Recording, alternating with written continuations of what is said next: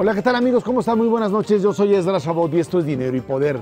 El ministro de la Suprema Corte de Justicia de la Nación, Arturo Saldívar, propuso ordenar la inmediata libertad de la ciudadana francesa Florence Cassés, sentenciada a 60 años de prisión por el delito de secuestro, al considerar que tras su detención se violaron derechos fundamentales. El proyecto valida los argumentos sobre violaciones al debido proceso y el montaje televisivo de su captura, en los que Cassés y sus abogados centraron su defensa desde que fue detenida el 8 de diciembre de 2005. Nos acompaña aquí en el estudio de Dinero y Poder el doctor Luis González Plasencia, presidente de la Comisión de Derechos Humanos del Distrito Federal. Luis, muchas gracias por estar aquí con nosotros en Dinero y Poder. Ernesto Cervera, Macario Schettino, muy buenas noches, gracias por estar aquí. Debido proceso, por un lado, sin duda alguna, por otro lado, flagrancia. Hay un debate a nivel nacional entre instancias del Poder Judicial que determinaron la culpabilidad de Florence Cassés, irregularidades que están en medio, hasta dónde fallas en el debido proceso obligan a la libertad. Hay quien dice en este caso de la sentenciada, hay quien opina que hay que volver a hacer el juicio en todo caso, y que además si pues es revisado esta situación a partir de este amparo directo, pondría en duda la propia probidad de las instancias judiciales que originalmente plantearon este tipo de sentencia. ¿Qué opinas sobre eso? ¿Cómo no, Esra? Bueno, yo creo que aquí hay que tener mucha claridad sobre los distintos temas que están alrededor del proyecto del ministro. Primero, efectivamente, como tú bien comentas, el ministro pone el énfasis en dos temas que se han minimizado, pero que me parece a mí son fundamentales. Uno es el derecho de asistencia consular, que no se garantizó para la señora Cassés en lo inmediato. Y lo segundo es el montaje televisivo. Este segundo tema no había sido considerado por los jueces que emitieron las sentencias previas. Entonces, es novedoso que el ministro lo traiga y que además lo concatene con las demás violaciones al debido proceso, porque eso pone en duda la participación de la señora Cassés en los hechos en los que se le involucró. De ahí que la conclusión a la que llega el ministro es la de ponerla en libertad inmediata. Yo creo que aquí hay que tener cuidado de no confundir este conflicto que está dirimiendo ahora el ministro Saldívar, que es un conflicto entre la señora Cassés y el Estado mexicano, con el conflicto original, que es el de la señora Cassés con las presuntas víctimas. Son dos cosas diferentes y hacer esa distinción ayuda también a aclarar una discusión que se ha dado en los últimos días, que parece oponer los derechos de las víctimas a los derechos de la señora Cassés, como si hacer valer unos cancelaran a los otros. Eso no es así. Lo que está en juicio en este caso no es la inocencia o culpabilidad de la señora Cassés, sino la validez del sistema penal para poder decidir entre la inocencia o culpabilidad de una persona. Este planteamiento que te decía yo de que si hubo irregularidades, pues por un lado habría que sancionar a quienes las cometieron, en primer lugar, y segundo, pues si lo que no se está cuestionando es la culpabilidad, sino el proceso como tal, la posibilidad de volver a generar otro juicio es algo que existe dentro de del sistema jurídico. No, en este momento este es el último recurso que hay para el caso Cassés, y el ministro lo que está ordenando es simplemente la libertad. No ordenó la reposición del procedimiento. Entonces ya no sería posible volver a juzgar a la señora Cassés por este delito. Y por otro lado, una vez que se decida en la sala el resultado final, desde luego que es derecho de las víctimas, ahora sí tendríamos que hablar del derecho de las víctimas a denunciar a aquellos servidores públicos que pusieron en riesgo el proceso, ¿no? Es decir, ellos tendrían que poner esta denuncia ante la Procuraduría General de la República contra servidores públicos de la Secretaría de Seguridad Pública y de la propia Procuraduría que fueron los responsables de estas violaciones. Y me imagino que la misma Corte debería proceder en el Consejo de la Judicatura para revisar a las tres instancias que probablemente no hicieron bien su trabajo. No necesariamente, Macario, porque hay que tener en cuenta que los jueces deciden, digamos, haciendo uso de su buen juicio, ¿no? Y los argumentos que ellos virtieron en su momento, pues fueron válidos. De hecho, la sentencia se confirma en una segunda en una segunda instancia. Aquí el juicio que se está llevando a cabo es un juicio de constitucionalidad. Los jueces anteriores hicieron una revisión de legalidad. Entonces, claro, por la naturaleza del debido proceso, la ponencia del ministro toca los aspectos de fondo de legalidad, ¿no? Pero no significa esto que los jueces hayan actuado mal. Naturalmente hay recursos para que sean revisadas esas actuaciones, pero no tendríamos que suponer de inmediato que hay una mala acción de los jueces. Aquí esto creo que ilustra un fenómeno que hemos estado viviendo en México muy recientemente, y es que la ley se está empezando a cumplir en este país, que es una cosa pues prácticamente inédita antes de 1997. Empieza a funcionar la ley, y esto implica que empezamos a tener que darnos cuenta que hay que seguir procedimientos como se debe y no andar inventando cosas. Y esto ha empezado a poner en problemas no solamente en este caso al Ministerio Público, hasta donde entiendo en las 3 entidades en donde ya existe la nueva forma de hacer justicia, lo que se llama juicio oral, ¿no? Comúnmente, el Ministerio Público no le está yendo nada bien, es decir, no están las cosas que hacían mal siempre, ahora son evidentes. ¿Vamos por un camino correcto en este sentido? Yo creo que sí, que vamos por un camino correcto. Idealmente, creo que lo que todos desearíamos es que la formación que reciben hoy los ministerios públicos, los defensores y los jueces fuera, digamos, generando mejores profesionales y gente preparada para enfrentar este nuevo marco jurídico que tenemos. Recuerden ustedes que tenemos la reforma constitucional en derechos humanos también muy reciente. Pero mientras eso sucede, pues le va a tocar al Poder Judicial tener que dirimir estos conflictos. Y es una manera también de irle señalando al Estado mexicano pues todos estos defectos que yo creo ya no podemos aceptar, ¿no? Definitivamente México ha cambiado muchísimo en ese sentido, y me parece que hay hoy cada día más voces que están exigiendo una actuación debida de parte de las autoridades. Luis, por fortuna o por desfortuna, este caso va a marcar un precedente en muchísimas cosas, especialmente en este aspecto de cumplir con la ley. ¿Cómo evitar que lo que venga hacia adelante no se politice, que sea efectivamente a los ojos precisamente de la justicia mexicana que se delibere? Porque bueno, sabemos que México está en un proceso político muy importante, y este caso va a ser utilizado por unos en contra de otros. Y por si fuera poco, Francia está en un proceso político, y desde la propia fecha en la que se vaya deliberando esto, va a tener implicaciones sobre México y Francia. ¿Cómo hacerle para que efectivamente pues sea visto con ojos de justicia, no de política? Claro, yo en primera instancia me parece que a la Corte le toca, en este caso a la primera sala, le toca garantizar que los argumentos que utilice para decidir lo que decida sean estrictamente jurídicos. De ahí la importancia de que sea la primera sala la que decida, porque se ha planteado la idea de que se vaya al Pleno. Yo creo que si se va al Pleno... Eso ya es un mensaje político, es echarle claro, un poco más ya es para un allá. mensaje político. La primera sala es especializada en el tema penal.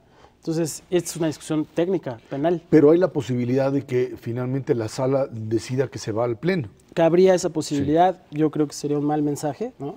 Creo que en aras de ir generando certeza, es importante que se quede en la primera sala y que la primera sala argumente jurídicamente, técnicamente, cuál va a ser su decisión. Después de eso, pues va a ser muy complicado evitar la politización, sin duda, ¿no? Seguramente que el caso será aprovechado por distintos actores. Pero creo yo que la importancia que tiene este caso tiene que ver con las consecuencias que pueda tener para la actuación de la policía y del Ministerio Público en el futuro. Según los datos que yo he visto, la mayoría de los mexicanos cree que la señora Cassés es culpable. Y probablemente esto tiene mucho que ver por la manera como se manejó el caso, precisamente por el montaje.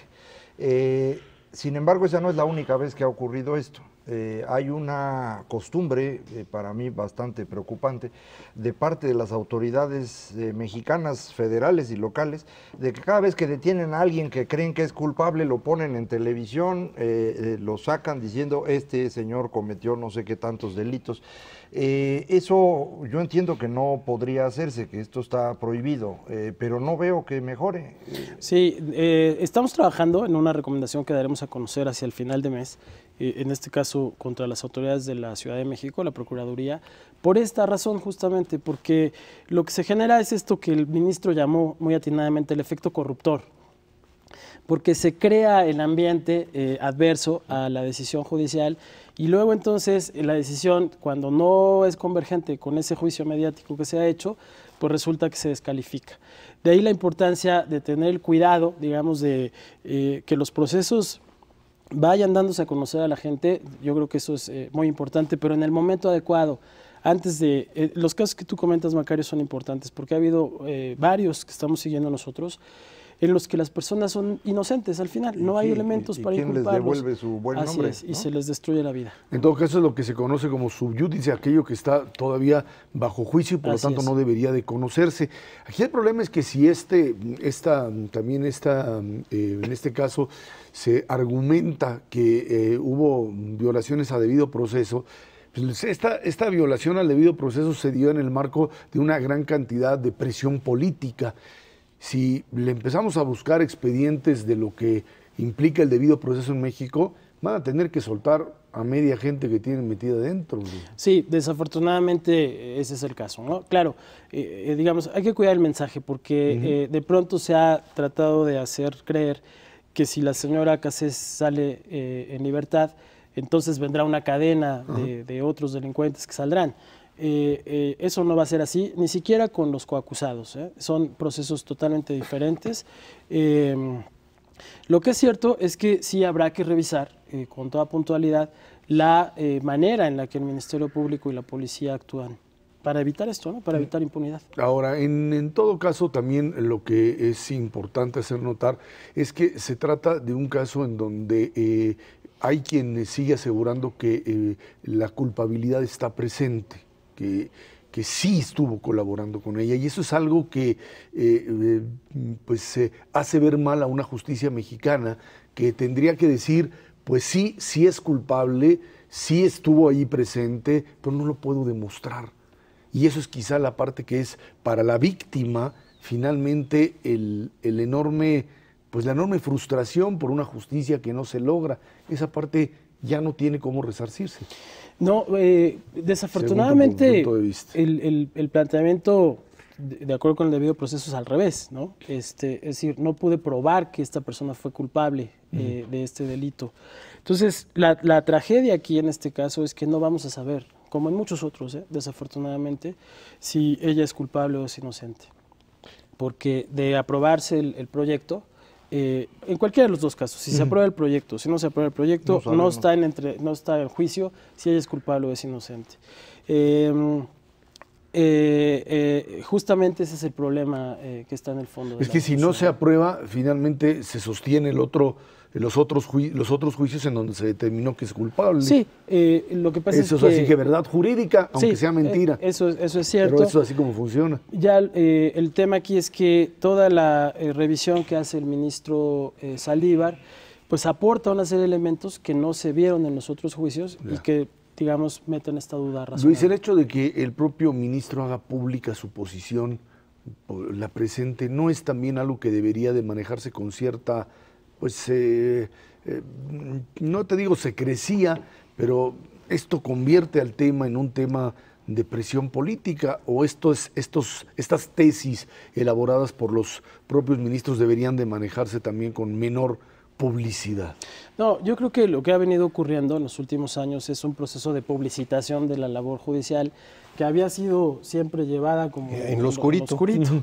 Ahora tenemos, por ejemplo, el canal judicial que está todo el tiempo televisando las sesiones, y esta práctica de poner los proyectos en internet creo que es positiva porque motiva la discusión pública. Claro, este es un tema especialmente polémico, se abrió un espacio amplio para la discusión. Creo que se vale pues que opinemos todas y todos los que tenemos algo que decir en el tema, pero lo importante aquí es que quienes van a decidir pues lo hagan conforme a su criterio jurídico y no en función de la discusión pública. Tal vez lo que nos quede, Luis, es la profunda conciencia de que tenemos que cambiar muchísimas cosas para que el sistema judicial en este país funcione. Y una vez que las cambiemos, en ese momento, pues literalmente que se cumpla, se cumpla con la ley. De hecho, eso ha sido el proceso de reforma. ¿Cómo evaluarías tú el proceso de reforma? ¿Vamos bien, vamos mal? ¿Cómo vamos? Yo creo que vamos bien, pero no podemos descuidarnos, ¿no? Formalmente hablando, hemos tenido avances muy importantes, pero siempre está el riesgo de que la inercia nos gane. Eso es lo que tenemos que cuidar, y decisiones como esta, discusiones como esta, yo creo que ayudan mucho a ir consolidando las reformas. Luis González Plasencia, presidente de la Comisión de Derechos Humanos del Distrito Federal, muchísimas gracias por estar aquí. Gracias a ustedes por la invitación. Vámonos a una pausa, esto es Dinero y Poder. México se convertirá en la séptima economía más grande del mundo en 2020 y aportará el 7.8% del Producto Interno Bruto Global, más que Rusia e India, afirmó Goldman Sachs. La calificadora dijo que México debería estar en el radar en los próximos años, ya que será una de las economías de mayor crecimiento. México es parte de los llamados Growth Markets, mercados en crecimiento, un concepto que creó Goldman Sachs en 2010 para referirse precisamente a países que crecerán en forma importante en la próxima década. Bueno, pues ahí está ese concepto. Yo me imagino que Goldman Sachs estará pensando que aquí va a haber un resultado electoral satisfactorio a partir del cual pues se harán reformas que permitirán a este país crecer en forma importante, porque de lo contrario yo no sé de dónde inventa Goldman Sachs que este país puede crecer a niveles tan importantes como los que han tenido países como Brasil. Bueno, sin necesidad de las reformas, México puede crecer a muy buen ritmo. Lo está haciendo de 3, ahorita. 4, ¿no? 3, 4%, que es lo mismo que está creciendo Brasil ahorita, y Brasil para los próximos años no tiene un panorama tan bueno como el que tuvo durante la década pasada. Prácticamente agotaron el espacio de crecimiento que tenían disponible, se ha ido revaluando mucho su moneda, tienen dificultades en términos de deuda, y nosotros no tenemos ninguno de esos dos problemas. Goldman Sachs ve a México como un país que puede crecer. De hecho, cuando hace este anuncio el señor Jim O'Neill de Goldman Sachs, le preguntaron por qué México no estuvo entonces en los BRIC cuando se hizo este anuncio hace 10 años, y su argumento es que ellos no esperaban que en esos 10 años creciera México al ritmo que crecieron los otros 4 países. Tuvieron razón. Ahora dice que sí espera que crezca a un ritmo mayor que el de Rusia, que el de India, y probablemente mayor que el de Brasil. No es el único que dice esto. El Atlas de Complejidad Económica de Harvard y el MIT dicen lo mismo. Para esta década México va a ser el país de América Latina que crecerá más rápido por el conocimiento productivo que tienen. ¿Qué es eso? Conocimiento productivo es un concepto que ellos, digamos, inventan para referirse a la gran cantidad de productos que se hacen en México que no se hacen en otras partes del mundo. Por ejemplo, en Brasil hay una gran presencia del sector primario en sus exportaciones. México, las exportaciones que tiene son la mayoría de manufacturas, y ha ido llenando distintos espacios dentro de manufacturas, maquinaria y equipo, automóviles, y entonces ellos suponen que esto permite extender las ventajas del conocimiento de estas áreas a otras. HSBC dice que para 2050 México va a ser la 8ª economía más grande del mundo. O sea, prácticamente todos los que analizan a México desde fuera coinciden: México va a ser exitoso. Lo único que necesitamos para eso es que los mexicanos lo crean. Esa es la parte que falta. ¿Sí? ¿Por qué los 10 años anteriores no se crece y ahora sí? que cambió? ¿Qué la economía americana? Hay 3 elementos fundamentales, de los cuales México tiene 2 ganados. Uno es estabilidad macroeconómica comprobada. Tú puedes tener estabilidad macroeconómica 1 o 2 años, pero 20 de manera consecutiva quiere decir que ya creaste las instituciones para preservar esa estabilidad. Le podemos poner triple palomita a México en eso, porque ya llevamos 20 años con déficit fiscal bajísimo, ya corregimos el endeudamiento privado y desde luego no tenemos un problema de balance externo, de importaciones menos exportaciones. Y sobre todo está esta idea de que esa estabilidad se va a preservar hacia adelante independientemente de quién gane las elecciones. Punto número 1. Punto número 2, necesitas un mercado interno lo suficientemente atractivo.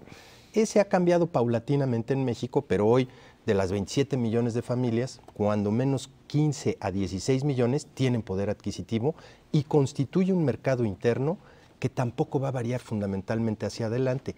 Lo único que tiene que hacer hacia adelante es crecer, es incorporar a las otras 10 millones de familias en algún estadio de pobreza y convertirlas en clase media, generando un mercado interno pues igual de atractivo que el de Brasil. Segundo punto, también palomita. Tercer punto, es hacer cambios estructurales en el país que faciliten cómo hacer negocios. Tache triple. Y por eso no nos metieron durante Hace los 10 últimos años. 10 años en el BRIC, porque no hemos sido capaces de generar esas condiciones de cambio para hacer más fáciles los negocios y generar el mayor crecimiento disponible. ¿Por qué no los ponen ahorita? No lo sé. Igual saben algo respecto a la composición de la Cámara de Diputados. Sí, cómo no. Igual va a haber un cambio cuántico en términos de la mentalidad de cómo nos ponemos de acuerdo los mexicanos para tomar decisiones.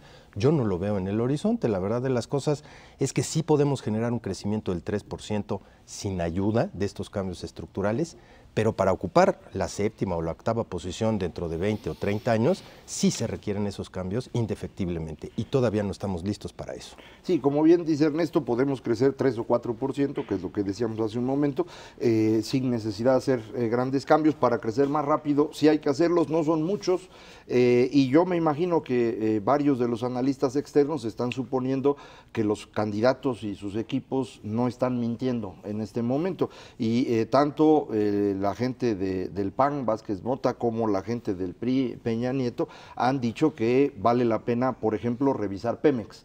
Que por cierto va a cumplir en los próximos días 74 años y yo espero que no cumpla 75 para que entonces podamos aprovechar esta pues dotación de recursos petroleros y de gas que tenemos en México y no seguirlos desperdiciando en una empresa que ni es empresa y que además es extraordinariamente ineficiente. Pero todos estos dos candidatos, que son los que pueden ganar según los datos que tenemos en este momento, han pensado que vale la pena que haya inversión externa, que haya asociación con Pemex para producir. Entonces, si esto ocurre, bueno, pues esa es una fuente de crecimiento. Hay también, por ejemplo, la oferta de hacer la reforma laboral. El PAN tenía una, el PRI tenía otra, no salió durante este periodo de Congreso, pero es muy probable que salga en el próximo. Ya son dos de las reformas que necesitamos.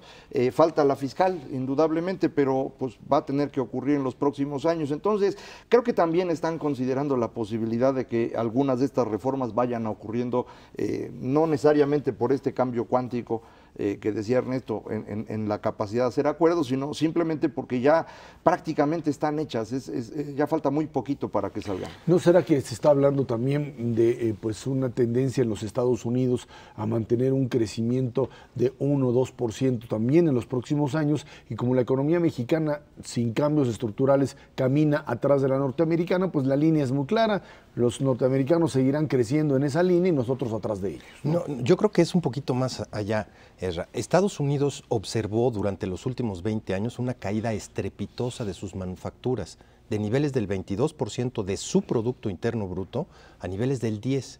Y desde hace 3, 4 años se voltearon y dijeron, la regamos regalándole toda nuestra industria a Asia, regalándole toda nuestra industria a ciertos lugares del mundo, vamos a reindustrializarnos. Es una política expresa del gobierno de los Estados Unidos desde hace 4 años y le han ido ganando terreno. Si el Producto Interno Bruto de Estados Unidos crece al 1 o al 1,5%, su industria hoy está creciendo al 3, 3,5%. Y ahí es en donde nos montamos nosotros.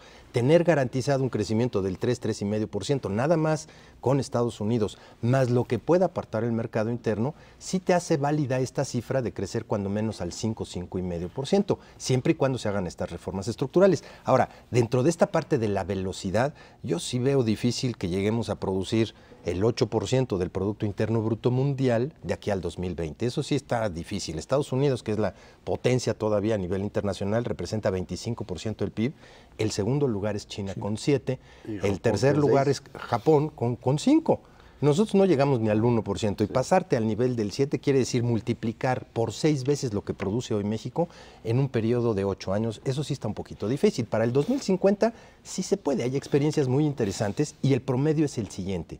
Países que son estables macroeconómicamente, comprobados, que tienen un mercado interno razonable y que hacen esos cambios estructurales, en 6 años duplican su PIB per cápita. Eso quiere decir que México se puede ir de niveles de $12,000 por habitante año a $24,000 por habitante año. Eso sí ya te habla de una economía radicalmente diferente. Probablemente no estemos en el 7º lugar, pero entonces sí estaremos recuperando ese lugar 11 o 12 que ocupamos durante muchísimo tiempo. Dos cositas aquí que me parecen importantes. Lo del 8%, yo coincido. México, 8% del PIB mundial no es algo creíble. Quién sabe a qué se referían Checa, cuando pero no dijeron cuadra. eso, ¿no? El otro punto que me parece más importante es Estados Unidos no va a recuperar una industria grande, no va a volver a tener manufacturas grandes porque no se puede. Pero nosotros lo que sí va a ocurrir es que lo vamos a hacer nosotros como parte de Norteamérica. Y esa es la gran diferencia entre la recesión de 2009 y la de 2001. Cuando la recesión de 2001 nosotros teníamos un peso muy fuerte, llevábamos muy poco tiempo de estabilidad macroeconómica y justamente China entró a la OMC.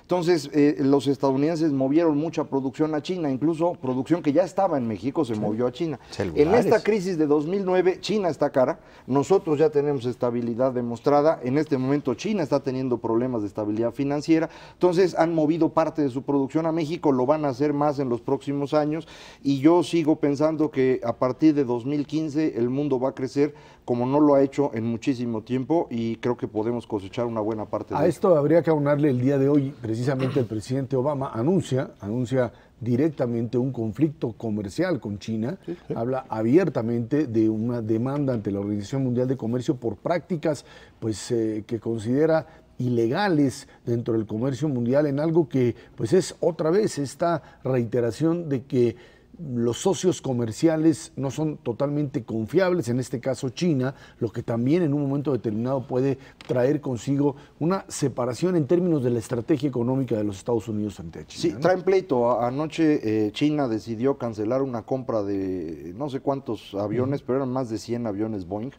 Cancelan la compra porque dicen que contaminan mucho. Entonces me imagino que esa es una respuesta de parte de Obama. Es un pleito, ¿no? Es un pleito parte de la discusión sí, respecto a eso. Ahora, cuando se acaba esta parte de competitividad y de ser baratos, se acaban las ideas, empiezan las peleas. Pues ahí tenemos a Brasil poniéndole tasas de impuestos a México en sus coches del 30% porque no encuentran la competitividad interna. Lo mismo está sucediendo entre China y Brasil y entre China y Estados Unidos. Y entonces empiezan a utilizar las armas de un contexto legal que ellos mismos patean con los subsidios, con las ventajas competitivas cruzadas, con una serie de factores que son ilegales a todas luces en el marco de la OMC. Ahora, imagínense además con reformas estructurales en este país, con una reforma laboral en serio, con una reforma fiscal en serio. Y la energética. Y la de seguridad, por favor. Bueno, y tendrías crecimientos del 5 o 6%. Sin problema. Por varios años consecutivos. Vámonos a una pausa y de regreso platicamos con usted el día de ayer, toma de protesta de los candidatos, bueno, el domingo más bien, toma de protesta de algunos candidatos, también el día de ayer Enrique Peña Nieto lo hace y comienzan estas campañas en quedito, no los vaya a escuchar el IFE. Esto es Dinero y Poder.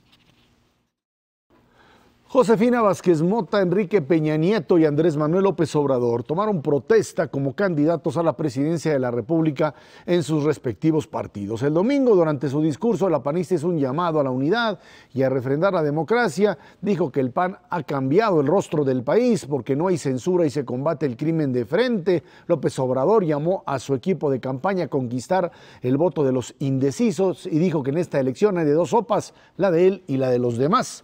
Peña Nieto lo hizo el lunes en Dolores Hidalgo, Guanajuato, y durante su discurso arremetió contra las administraciones del PAN y afirmó que miles de mexicanos desean un cambio de fondo y claman un ya basta, dice, al mal gobierno, emulando ahí a don Miguel Hidalgo y Costilla, cada quien con su simbolismo. A los panistas se les hizo bolas el engrudo y terminaron haciendo un desastre de evento por falta de organización, por falta de coordinación, pero pues más allá de eso, lo cierto es que ahí están las campañas. Yo no sé, otra vez en este juego de simulaciones, en donde incluso el PRI ahora está demandando al Partido de Acción Nacional porque dice que los que entraron al Estadio Azul, yo creo que ese Estadio Azul está salado. Sí, eso está salado el Estadio Azul con Cruz Azul, ya ves que no gana un Cruz Azul campeonato. lo ha demostrado fehacientemente. Y luego llega Josefina y se décadas. le arma ahí el relajo este. Bueno, no, la verdad es que no tiene ninguna una salida, digamos, muy clara en lo que podríamos llamar mecanismo de organización. Lo cierto es que, pues, mientras los militantes panistas entraban ahí al Estadio Azul, El PRI dice que lo que entraron ahí fueron todos, que había unos que no eran militantes y que por lo tanto hay que pues también demandarlo. Es jugar con esta legislación absurda. En todo caso, ahí están los tres. Falta Cuadri, ¿no? Ah, sí, pero Ese sí. todavía no ha tomado protesta. No toma protesta. No sé si la vaya a tomar públicamente o no. En cualquier caso, a partir de este jueves, me parece, empieza el registro formal ante el IFE. Ahí sí tienen que ir todos.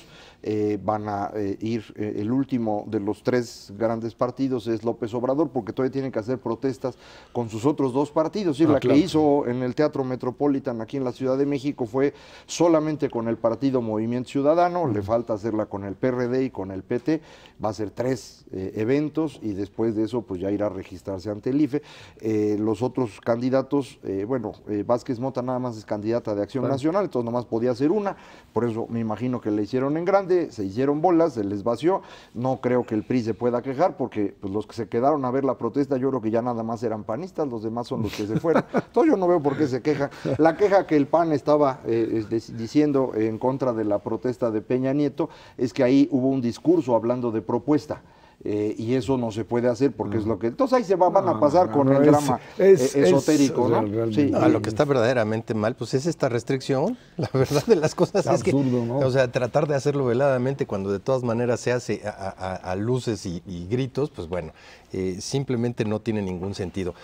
Yo creo que van a cambiar radicalmente las cosas en términos de la tendencia que habíamos venido observando. Primero porque durante el periodo antes de la veda, pues todos los reflectores estuvieron puestos sobre Josefina Vázquez Mota en un proceso panista importante, inclusive la mayor parte de los medios le dieron la mayor cantidad de exposición precisamente a Josefina Vázquez Mota y eso cerró un poco la contienda. Ahora ya con los equipos en términos generales, yo creo que va a ser una trayectoria brutalmente diferente en términos de cómo se ha venido cerrando la distancia entre los partidos. Habrá que ver cuál es la reacción. Y efectivamente yo creo que de fondo frente a esta toma de protesta, yo creo que lo fundamental es ver si efectivamente se va a hacer una carrera de dos, si Josefina Vázquez Mota se acerca más hacia Enrique Peña Nieto y ver qué posiciones van a tomar ellos, o si de veras va a haber una tendencia ligeramente alcista todavía de López Obrador para hacer una carrera de 3. Ahí es en donde está, porque implica campañas radicalmente diferentes de aquí en adelante. Una cosa muy interesante con esta ley es que ahorita no los dejan hacer nada, pero van a arrancar justamente cuando empieza Semana Santa, que si no importa si hacen algo porque nadie les va a hacer caso. Entonces, en realidad, la campaña va a empezar hasta que terminen las vacaciones de Semana Santa, que para el caso de los niños de primaria, pues son 2 semanas. Entonces, a mediados de abril empezaremos ya a ver un poquito de movimiento y es un tiempo muy breve, con campañas muy controladas. No se pueden hacer spots realmente en televisión, se tienen que hacer como con 15 días de anticipación para que el IFE los programe y los pase cuando al IFE le parezca conveniente, con un sorteo. Entonces realmente no hay la posibilidad de hacer una campaña pues competitiva como las que hemos visto en otras ocasiones o como las que hoy mismo se ven en otros países. Vamos a ver si eso efectivamente tiene el resultado al que se refería ahorita Ernesto, que ya se estabilicen los porcentajes en los que están, o si continúan la tendencia que traían desde antes. Esto lo vamos a saber hasta Semana Santa, ¿no? Ahora, en ese contexto, si efectivamente es un periodo muy corto, si tienes las manos amarradas de diferentes lados, si los spots en televisión van a tener un menor peso relativo, hay 2 cosas que van a determinar brutalmente el resultado de este proceso.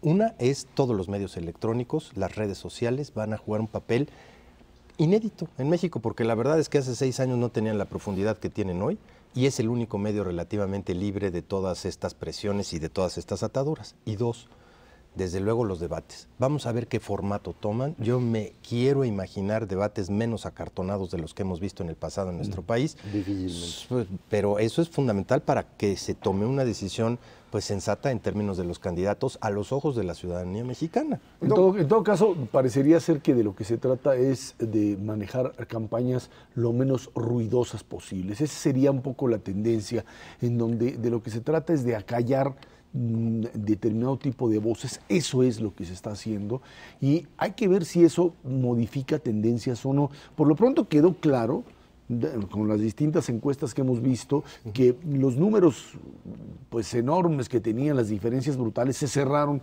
en una o en otra tendencia, llámese en diferencias de 7 puntos o diferencias de 15 puntos como tales. Pero en todas se cerró 10 puntos. Pero en todos se cerró.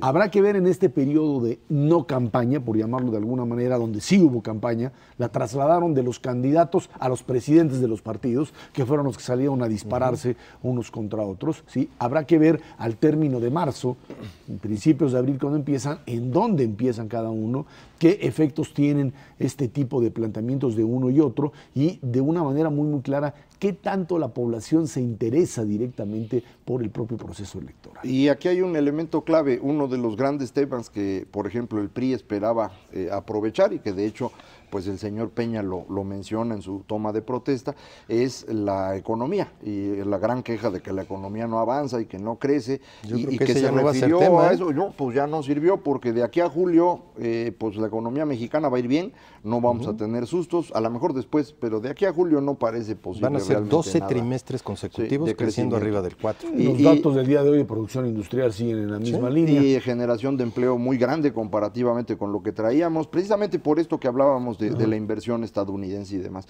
Entonces, por ahí no hay para dónde hacerse, y el asunto este de la violencia, que sigue siendo un problema muy serio a nivel nacional, se ha ido estabilizando, lleva ya un buen rato estabilizado, a grandes rasgos, con un nivel alto, pero es estable, y cuando es estable, la gente se va acostumbrando a ello y su percepción se reduce, entonces tampoco parece ser un tema tan espectacular, así que nos quedamos sin candidatos, sin campañas, sin temas, pero sí hay que elegir presidente, ¿eh? No, la gente está fría, ¿eh? En febrero de hace 6 años, el 72% de la gente decía, con toda seguridad voy a votar. Hoy 42%, 30 puntos por abajo.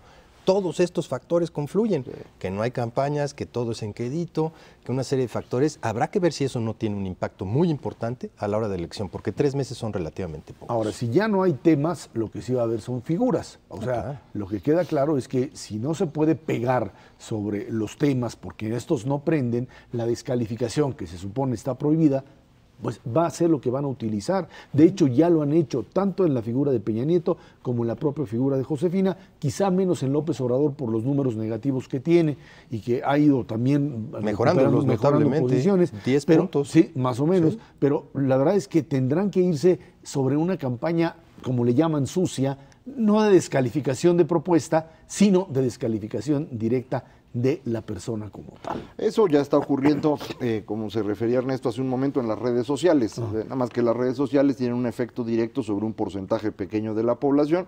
Sin embargo, han estado repercutiendo en medios impresos y con menos efectividad en medios electrónicos. Pero han tenido un impacto. Cuando el señor Peña Nieto tuvo su contratiempo en la Feria Internacional del Libro en Guadalajara, decían muchos que no iba a haber mayor problema porque eso nada más se había criticado en las redes sociales. Pero subió a electrónicos. Pero de ahí se volvió periódico y luego se volvió radio y televisión y sí tuvo un impacto significativo, al extremo de que pues ya ha sido pues etiquetado el señor Peña Nieto con varias características negativas que continuamente están regresando. Ahora en su campaña tenía un teleprompter para recordarle bien qué iba a decir en la propuesta, algo muy común en muchas partes del mundo, pero pues como ya estamos en esta lógica de criticarlo duramente por su dificultad para leer, pues entonces lo criticaron muy duro en las redes. Así va a ser. Así es como remedio. Yo te diría, a final de cuentas, la solidez y estructura de los partidos también va a representar un cambio muy importante. Si vemos consistentemente actos con la desorganización, como la que tuvo el PAN el domingo pasado, vis a vis pues, la aplanadora en términos de organización que tienen otros partidos políticos y que han venido desarrollando, sí te puede empezar a marcar una diferencia, inclusive desde el punto de vista mediático. Habrá que ver hasta qué punto van a empezar las etiquetas en este contexto, porque a final de cuentas también una imagen dice más que 1000 palabras y ver el estadio azul como se vio, pues ahí tendrá un efecto. El otro efecto son los candidatos que presentas atrás de los candidatos presidenciales. Claro, ¿quiénes son las segundas figuras? ¿Quiénes son las segundas los gabinetazos?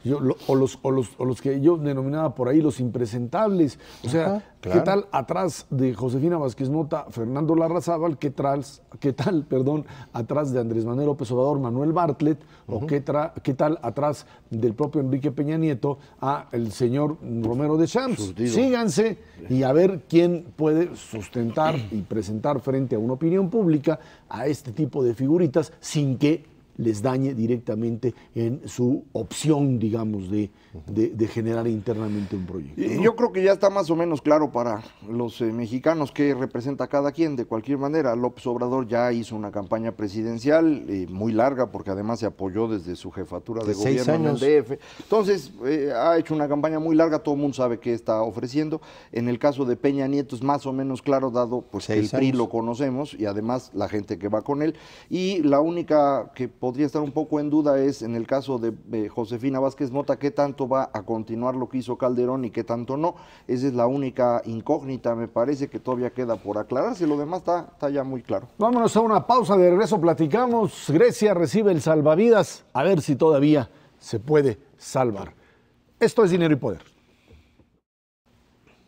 Los ministros de finanzas de la zona euro dieron su aprobación final a un segundo rescate para Grecia y dirigieron su atención hacia España, país al que exigen que apunte a un objetivo más estricto este año con el fin de cumplir su meta para el año 2013. El fin de semana Grecia canjeó sus bonos en manos privadas y por unos nuevos documentos de vencimiento más largo con menos de la mitad del valor nominal, una medida que reducirá sus deudas en más de 100,000 millones de euros.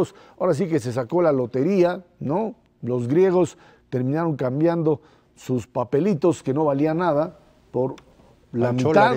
Bueno, menos de la mitad. Menos de la mitad. La verdad les fue bastante bien. Sin duda. También a los que cambiaron el papelito, también, porque la otra opción es que no cobraran nada. Nunca. Entonces, eso es cierto. Aquí la pregunta es si la bomba griega está totalmente desactivada. Sí. Sí, Grecia, sí. Sí, Grecia está resuelto en lo que es la cuestión financiera. Puede ser que en materia social y política haya problemas porque pues esto de amenazar a los griegos con trabajar los ha puesto nerviosos y de hecho ya hicieron manifestaciones donde quemaron edificios en Atenas, probablemente lo vuelvan a hacer, pero pues es una cosa que tienen que resolver. Vivieron durante mucho tiempo con ingresos muy superiores a lo que estaban produciendo y ahora tienen que pagarlo. México hizo lo mismo en los años 80, tuvo que pagar sus excesos de los años previos. Esto ya resuelve el asunto griego financieramente hablando, queda Portugal antes que España. Ahorita el margen que tiene que pagar Portugal por encima del bono alemán son 14 puntos, es una cantidad muy grande. Esto significa realmente que no está pudiendo resolver sus asuntos, pero no es una economía tan grande como para poner en riesgo a la Unión Europea. Luego siguen España e Italia, que están los dos rondando 5 puntos de interés total, o sea, como 3 puntos arriba de Alemania. No es una situación grave, incluso en España. La discusión sobre el tamaño del déficit y demás es un mano a mano, digamos, entre Rajoy y la Unión Europea, también para darse espacio Rajoy políticamente, pero prácticamente estamos ya en el camino de salida a la crisis europea, lo cual significa simplemente que financieramente no hay una bomba, pero pues hay muchos años de trabajo por delante, ¿no? Tenía razón los ingleses cuando al armarse la Unión Europea decían: no podemos montarnos sobre un proyecto que no tiene directamente el mismo peso, la misma responsabilidad colectiva. Los ingleses no quisieron abandonar la libra, no quisieron ser plenos, digamos, socios del proyecto, bajo el argumento: aquí no están dadas las condiciones para que todos los que están metidos en este proyecto actúen en igualdad de circunstancias. Yo no sé si era el análisis previo, la premonición, lo que le quieran llamar, de lo que sería la irresponsabilidad de algunos. Parece que países como Grecia, como Hungría, ¿sí?, se montaron en la Unión Europea y dijeron: ahora sí, a vivir tranquilos, como si fuésemos ciudadanos alemanes, ingleses o franceses, y a vivir la jauja que implica directamente el ser europeo. Yo creo que implica, desde luego, esta parte de responsabilidad compartida. Hay un bien común implícito en la Unión Europea, que es la fortaleza del euro, o la que tenían antes de este desastre, y ese bien común está soportado por el bien portarse de todos y cada uno de los miembros. Que no era obligatorio. Ese es precisamente el punto. Ahora sí es obligatorio, porque si no te quitan absolutamente todas las prebendas que puedas adquirir metido en esta Unión Europea.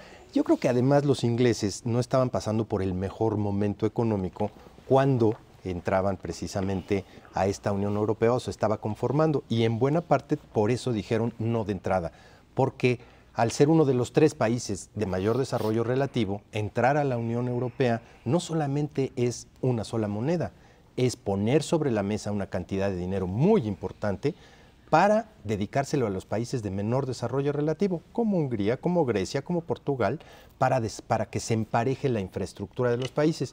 Y ahí sí los ingleses dijeron, espérame tantito, déjame resolver mi problema primero, mantengo mi autonomía fiscal, porque no le estoy entrando a la parte del euro, y no me obligo a esta cantidad de recursos importantísimos que le tengo que dar a una serie de países que no sé cómo se van a comportar al final del día.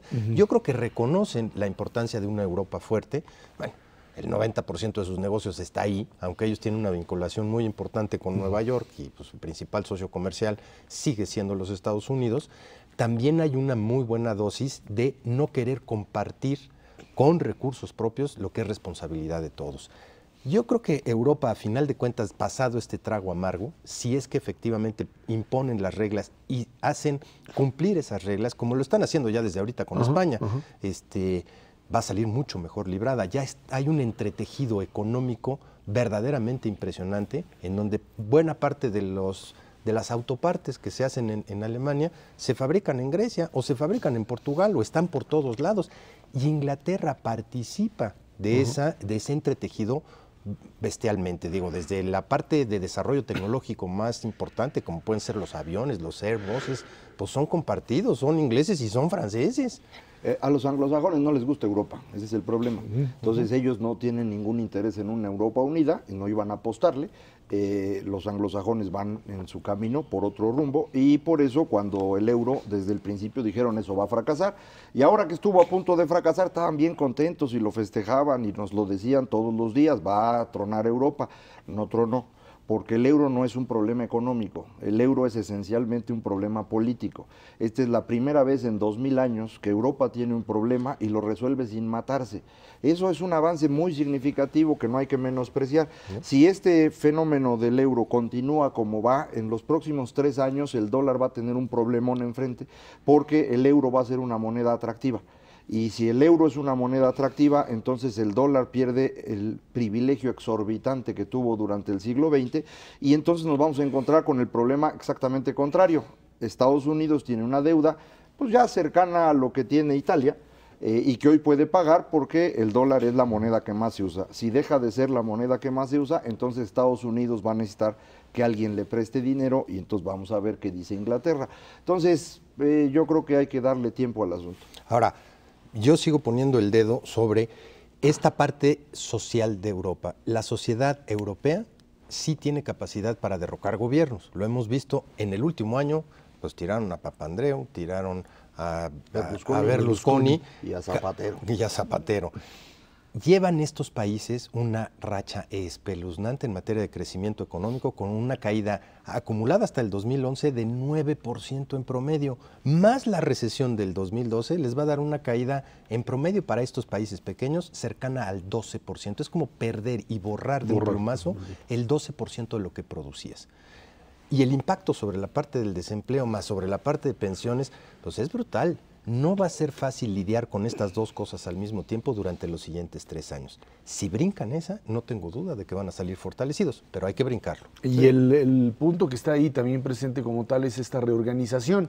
¿Cómo hacerle para que ahora sí tengas la suficiente capacidad para decir, está bien, moneda única, con un determinado tipo de ingresos por parte de impuestos por parte de cada país, pero también directamente una supervisión en donde no haya la posibilidad de que les metan papelitos falsos como hicieron los griegos. Yo creí que ibas a decir Coahuila. Coahuila también. Sí, aquí nos sobra eso. Sí. Pero no, eso es lo que eso es precisamente lo que se resolvió durante el año pasado. Son los acuerdos a los que se llegó y procedimientos para evitar que eso ocurra. Esperemos que lo logren. Sigue quedando la parte social, pero ahorita el impacto que me parece que deberíamos estar atendiendo con mayor pertinencia es lo que va a ocurrir en China y en Brasil debido a la recesión europea. Ellos están dejando de vender, China se está frenando y eso sí es un problema mayúsculo. Entonces, a nosotros en México, Europa no nos pesa demasiado, pero para los otros países, para los BRIC, todos completos, Brasil, Rusia, India y China, Europa es su gran mercado, se les viene abajo y les va a costar trabajo salir. Entonces, pues así como se reían de nosotros en 2009 y 2010, pues ahora nos toca al revés. Sí, pero en circunstancias además mucho más favorables para México, porque nos agarró el 2009, pero con balance global macroeconómico. A ellos los está agarrando su comercio en Europa en estas circunstancias bastante endebles en materia macroeconómica, especialmente en la parte de cambiaria. Brasil puede tener una devaluación entre 30 y 40% y apenas les alcanzaría para resarcir el desequilibrio que han acumulado en los últimos 10 años. A pesar de que se supone que Brasil tiene internamente también un sistema de flotación que simplemente no le ha... Es que realmente ellos es con mano negra, sucia, es con mano negra porque traen una deuda muy grande, pero si ahorita se devaluaran resolverían el problema que tienen con México de autos, en vez de poner un arancel de 30 se devalúan 30. Sí, pero se te dispararía también una inflación fenomenal. Su mercado interno se les cae brutalmente en términos de poder adquisitivo. Eso pasa cuando uno vende espejitos, como le hizo Lula. No todo lo que traía Lula era bueno, lo que sí era un gran vendedor, eso no hay duda. Para el caso mexicano, el caso europeo, dices, no tiene ninguna importancia. No es muy importante, ¿no? No es muy importante. Sí lo es, Sí, comerciamos el 4% con Europa. Y Europa afecta a todo el mundo, entonces por esos rebotes nos puede tocar algo, pero esencialmente nosotros vamos con Estados Unidos, así es como está este bloque. Nos pega en materia de inversión extranjera. Eso sí, porque hay bastante inversión extranjera, especialmente alemana, y de Austria, española, muy fuerte.